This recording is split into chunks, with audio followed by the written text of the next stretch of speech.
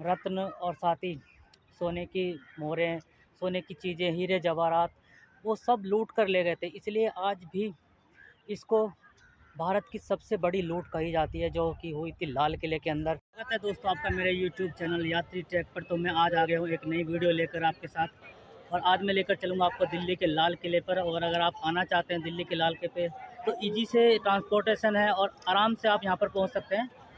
इसके लिए सबसे बेहतर ऑप्शन है आपके पास, अगर आप आते हैं मेट्रो स्टेशन से, तो मेट्रो स्टेशन नज़दीकी मेट्रो स्टेशन है यहाँ पर चांदनी चौक। और ये आप सामने मेरे देख सकते हैं, यहाँ पर चांदनी चौक है। और साथ ही अगर आप आते हैं रेल के माध्यम से, तो किला पर उतर सकते हैं। वॉकिंग डिस्टेंस है यहाँ पर लाल किले पहुँचने के लिए। और बस काफ़ी अवेलेबल है यहाँ पर, कश्मीरी गेट बस स्टैंड है, और यहाँ से आसानी से आप लाल किले पहुँच सकते हैं।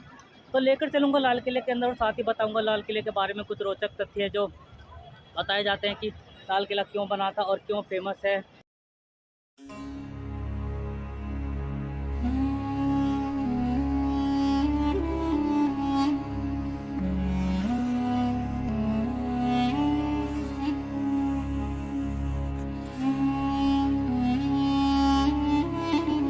आते हैं लाल किला, तो टिकट का कितना प्राइस लगेगा। अगर आप सिंपल लाल किला घूमना चाहते हैं तो आपको 50 रुपीज़ का चार्ज लगेगा, और अगर म्यूज़ियम के साथ घूमना चाहते हैं तो आपको 80 रुपीज़ का चार्ज देना होगा दोनों चीज़ों के लिए। लेकिन अगर आप इसी टिकट को ऑनलाइन बुक करते हैं तो आपको पड़ेगा 57 रुपीज़ का। और ये जो आप भीड़ देख रहे हैं मेरे पीछे, ये सभी टिकट वालों की भीड़ है। तो इसके लिए आप बेहतर रहेगा कि आप ऑनलाइन टिकट बुक कीजिए, और आपको 57 रुपीज़ का टिकट पड़ेगा दोनों चीज़ों का। आप वहाँ पर आपको बेनिफिट मिलेगा प्राइस का भी, साथ ही बेनिफिट मिलेगा आपको, इतनी लंबी कतार में आप नहीं लग पाएंगे। तो अपना टाइम भी बचाएं और अपना मनी भी बचाएं। अगर आप ऑनलाइन टिकट बुक करते हैं तो ऑनलाइन टिकट बुक करने का डिस्क्रिप्शन का लिंक मैं डाल दूंगा डिस्क्रिप्शन में, तो वहाँ से आप जाकर अपना ऑनलाइन टिकट बुक कर सकते हैं। और अगर आपने मेरी कुतुब मीनार वाली वीडियो देखी हो तो आपको पता चलेगा कि उसमें ट्राइपॉड अंदर मोन्यूमेंट के अंदर नहीं ले जा सकते हैं, जो कि अभी दिल्ली में G2023 चल रहा है। तो इस वजह से आप अपना ट्राइपॉड या माइक इस तरह का नहीं लेके जा सकते हैं। तो आप अपनी मेरी वीडियो भी देख सकते हैं, डिस्क्रिप्शन में उसका लिंक है, वहाँ पे आपको ज़्यादा जानकारी मिल पाएगी। तो मैंने यहाँ पे भी मुझे बोल दिया गया है कि आप अपना ट्राइपॉड लेकर नहीं जा सकते हैं। तो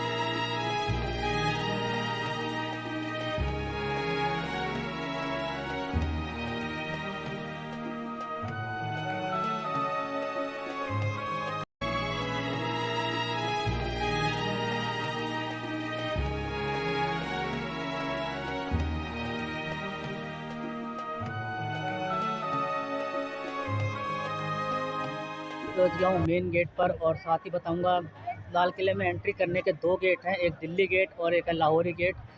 दिल्ली गेट स्पेशली बंद किया हुआ है पहले से ही, और यहाँ पर सिर्फ हमारे प्रधानमंत्री जो हैं, जो 15 अगस्त को आते हैं, झंडा फहरा सकते हैं, इसी गेट से एंट्री करते हैं। और जो नॉर्मल जो गेट है लाहौरी गेट, वो आम पब्लिक के लिए खुला हुआ है।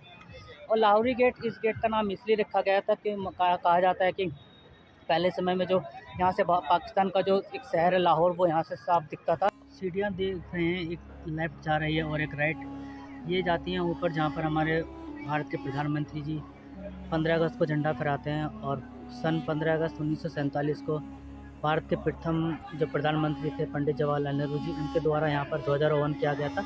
उसके बाद हर वर्ष 15 अगस्त को यहाँ पर भारत के प्रधानमंत्री झंडा फहराते हैं। तो अभी मैं आपको लेकर चलूँगा नॉर्मल अंदर मेन एंट्री पर, जहाँ से लाल किला शुरुआत होता है। और लाल किले के शुरुआत में ही पड़ती है एक मार्केट, और इस मार्केट को मीना बाज़ार भी कहा जाता है। आप मार्केट देख रहे हैं मेरे पीछे, ये है मीना बाज़ार, लाल किला का मीना बाज़ार। और इसके बारे में कहा जाता है कि ये शाहजहाँ ने बनवाया था अपनी दो बेटियों के लिए। शाहजहाँ की दो बेटियां थी, और इस मार्केट के बारे में कहा जाता है कि टोटल 36 शॉप थी, और लेकिन शॉप अभी भी ऐसी थी जैसी ही बनी है जैसे पहली थी। और इस मार्केट में स्पेशल सिर्फ लेडीज़ को ही आना अनुमति था, और लेडीज़ से संबंधित सारे आइटम्स यहाँ पर मिलते थे।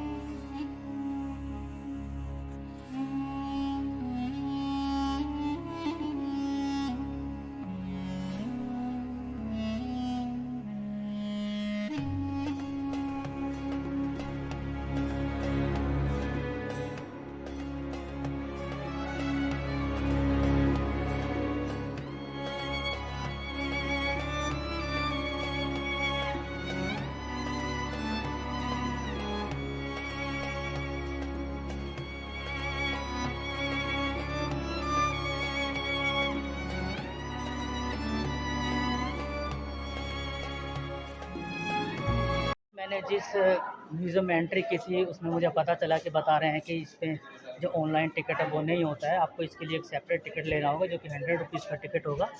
तो मैंने इसका टिकट नहीं लिया है और अभी मैं चलता हूँ किसी दूसरे म्यूज़ियम में जहाँ का मुझे पास है और लेकर चलूँगा आपको। ऐसे ही किसी दूसरी जगह पर दिखाऊँगा कि वहाँ पे म्यूज़ियम के अंदर क्या है।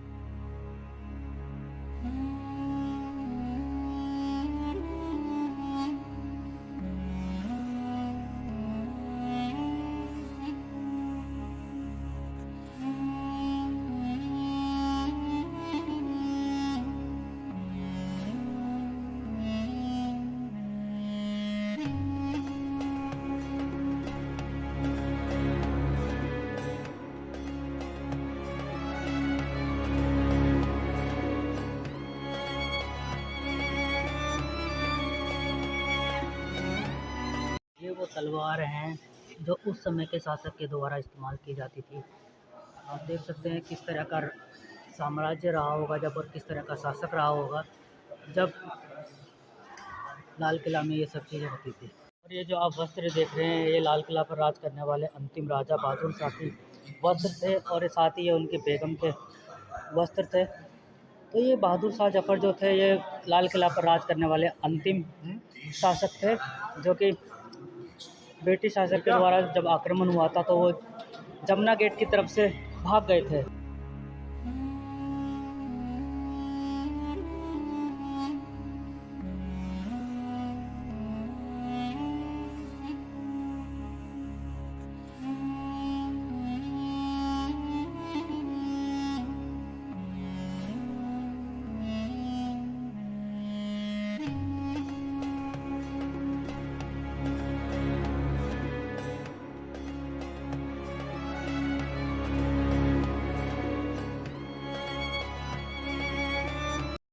गया हूँ लाल किला के म्यूज़ियम नंबर 1 पर और इसकी एक कहानी मैं आपको बताता हूँ। ये जो आप मेरे पीछे देख रहे हैं बहादुर शाह जफ़र, ये यहाँ के अंतिम राजा थे जिन्होंने लाल किला पर शासन किया था। और इनके बारे में कहा जाता है कि ये नाच गाने के बहुत शौकीन थे और जब ब्रिटिश सरकार इन पर हमला करने वाली थी तब इनके सैनिकों ने बताया था कि महाराज ब्रिटिश सेना हमला करने वाली है। तो इन्होंने कहा था कि अभी तो दिल्ली दूर है। तो ब्रिटिश शासकों ने इन पर आक्रमण किया और फिर ये यहाँ से भाग निकले थे और वो जगह भी मैं दिखाऊंगा जहाँ से बहादुर शाह जफ़र भागे थे। अब आपको लेकर चलूँगा उस जगह पर जहाँ से यहाँ के अंतिम शासक जो थे बहादुर जफ़र वो भागे थे जब ब्रिटिश सरकार ने उन पर हमला किया था। तो वो यमुना के रास्ते से एक गेट है, वहाँ से वो भागे थे जब उन तो ये वो गेट है जहाँ से बहादुर शाह जफ़र भागे थे और उनके सैनिकों ने सचेत किया था कि महाराज ब्रिटिश शासक हम पर आक्रमण करने वाले हैं तो कुछ आप तैयारी कीजिए। तो उन्होंने कहा था कि अभी दिल्ली दूर है। और ये जो बिल्डिंग आप देख रहे हैं ये ब्रिटिश शासकों द्वारा बनाई हुई थी, ये जो पीछे आप देख रहे हैं। और जो एक बीच में रेड बिल्डिंग है ये सावन भादो मंडप के बीच में थी। इन मंडपों के अंदर जो है हीरे जवाहरात और रत्न लगे हुए थे जो कि ब्रिटिश शासक द्वारा लूट लिए गए थे। और ब्रिटिश शासकों ने यहाँ पर खूब लूट मचाई थी क्योंकि ये जो आप देख रहे हैं ये जो सारा एरिया है ये सब इसमें सोने और रत्न लगे हुए थे जो कि ब्रिटिश सरकार शासन के समय इनको लूट कर ले गए थे। ये जो आप मंडप देख रहे हैं इसको सावन भादो मंडप कहा जाता है। एक ये इधर है और एक इसके बिल्कुल सीधे वहाँ पर है। इन दोनों को सावन भादो मंडप कहा जाता था और यहाँ पर एक नहर भी थी जिससे इन दोनों एरिया को ठंडा किया जाता है यहाँ पर।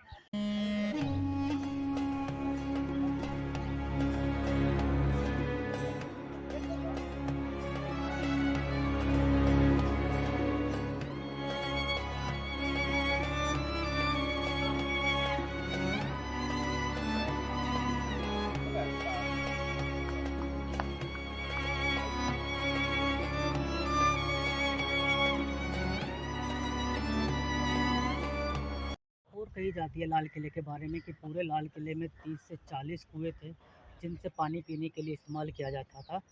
और एक मिथ और है कि अ, ब्रिटिश सरकार द्वारा इतनी लूट यहाँ पर की गई थी, जो भी पूरे लाल किले में रत्न और साथ ही सोने की मोहरें, सोने की चीज़ें, हीरे जवाहरात वो सब लूट कर ले गए थे। इसलिए आज भी इसको भारत की सबसे बड़ी लूट कही जाती है जो कि हुई थी लाल किले के अंदर। और अगर आप आते हैं लाल के किले के अंदर तो आपको दिखेगा कि कितनी अच्छी जगह बनी और ठंडी ठंडी हवा चलती रहती है यहाँ। तो आप अंदाज़ा लगाइए जिस समय यहाँ पर पूरी तरह से प्रकृति मेहरबान होगी और साथ ही फुहारे और नदियाँ चलती होंगी यहाँ पर, तो कितना एन्जॉय वो लोग करते होंगे। और इतना बड़ा लाल किला बना हुआ है, तो मैं तो सोच रहा हूँ कि एक कोने से जाने के लिए दूसरे कोने जाने के लिए उन्हें काफ़ी समय लगता था, और किस तरह से अपने सारे डिसीजन वो लेते थे। और जो यहाँ के अंतिम राजा थे बहादुर शाह जफ़र, उनके बारे में भी बहुत सारी मिथ यहाँ पर हैं कि वो उनको सचेत किया गया था कि आक्रमण होने वाला है, फिर भी वो अपने नाच गाने में लगे रहे और अंतिम समय में यमुना गेट से भाग गए थे जब ब्रिटिश सरकार द्वारा उनके ऊपर आक्रमण किया गया था।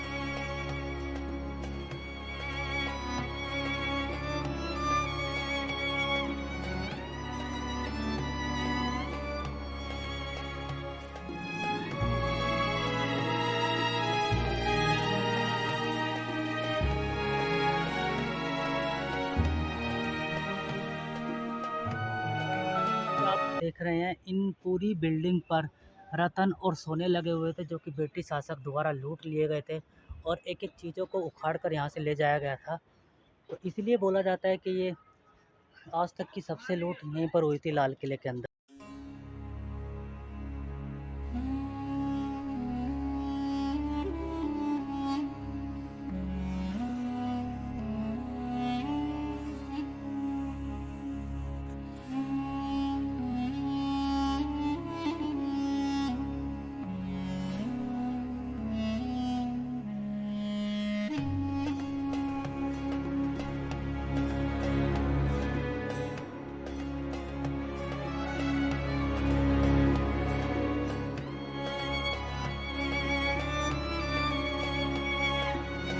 मैं पहुंच गया हूँ मुमताज़ महल के अंदर, और बताया जाता है कि अंग्रेज़ इस महल का उपयोग उनके शासन के बाद जेल के रूप में किया करते थे।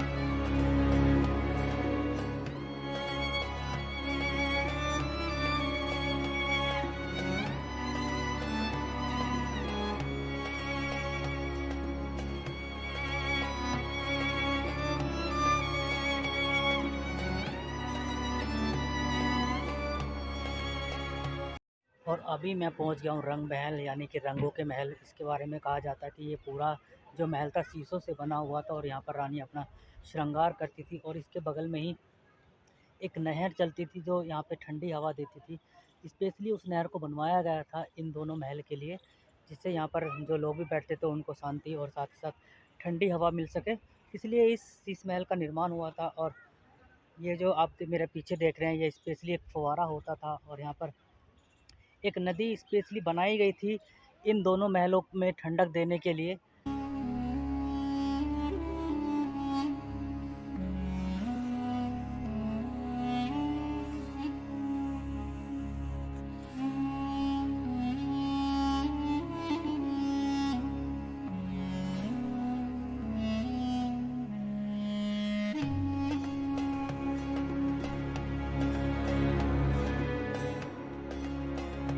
एरिया आप देख रहे हैं, इसको नहर बहिश्त कहा जाता था, और बोलते हैं कि पूरे लाल किले में यहीं से पानी को भेजा जाता था नदी से। और ये जो गेट आप देख पा रहे हैं, इसको उठाया जाता था, जैसे कि आजकल डैम को उठाते हैं, और इस तरह से पूरे एरिए में यहीं से पानी को पहुंचाया जाता था पूरे लाल किले के अंदर।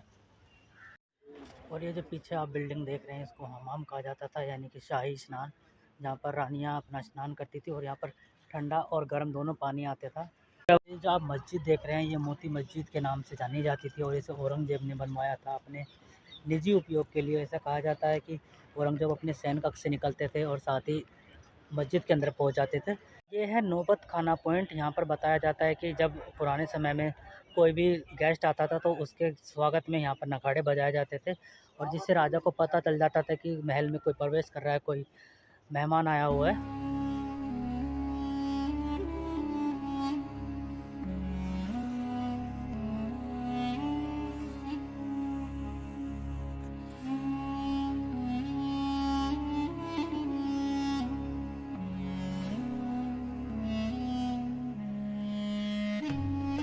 इस जगह पर शाहजहाँ बैठते थे जो अपने आदेश सुनाते थे।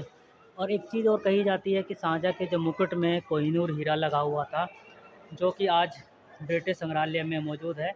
उसके बारे में कहा जाता है कि जिसके पास भी वो कोहिनूर जाता था, उसको वो लकीली नहीं होता था उसी के लिए। तो जब अंग्रेज़ यहाँ से इसको लूट कर ले गए तो उसके 2 टुकड़े कर दिए गए थे। ये जो आप सामने देख रहे हैं पार्क टाइप का, यहाँ पर आम जनता बैठती थी जब उनकी सुनवाई होती थी। तो सभी लोग यहाँ पर बैठते थे और राजा के आदेश का पालन करते थे। तो ये था दीवाने आम, यहाँ पर जहाँ पर आम लोगों की सुनवाई होती थी। एक चीज़ मैं आपको यहाँ बता देता हूँ, जो लाल किला है वो पहले लाल नहीं हुआ करता था। इसको जो निर्माण हुआ था वो हुआ था सफ़ेद पत्थर से, लेकिन टाइम के अकॉर्डिंग इसका कलर फेड होता चला गया और ब्रिटिश सरकार ने कुछ वर्षों बाद इसको पूरे किले को लाल रंग से कलर करा दिया था। तो आज था फ्रेंड्स मैं दिल्ली के लाल किले। और अगर आपको मेरा वीडियो पसंद आया तो मेरे वीडियो को लाइक कीजिए और साथ ही मेरे चैनल को सब्सक्राइब कीजिए। और आगे ऐसी ही एक नई वीडियो में लेकर चलूँगा आपको दिल्ली के किसी एक मोन्यूमेंट में।